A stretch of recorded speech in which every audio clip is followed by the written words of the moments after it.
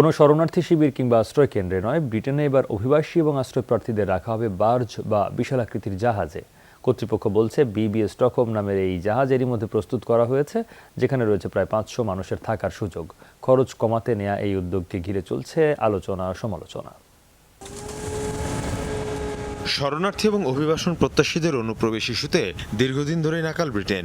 একদিকে সীমান্ত পার হয়ে অন্যদিকে সমুদ্র দিয়ে চলে অনুপ্রবেশের চেষ্টা।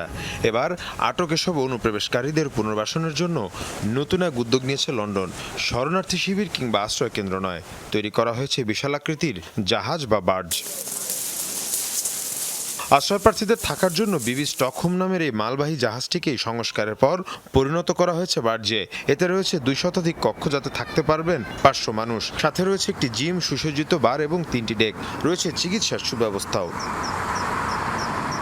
এর আগে ব্রিটিশ সরকার জানায় পুরো দেশে প্রায় 400 হোটেল রয়েছে, যেখানে রয়েছেন 51,000-এরও বেশি শরণার্থী। এক্ষেত্রে প্রতিদিন খরচ হচ্ছে 60 লাখ পাউন্ডের বেশি। অন্যদিকে ভাসমান এই বার্জে প্রতিদিন খরচ মাত্র 20,000 পাউন্ড।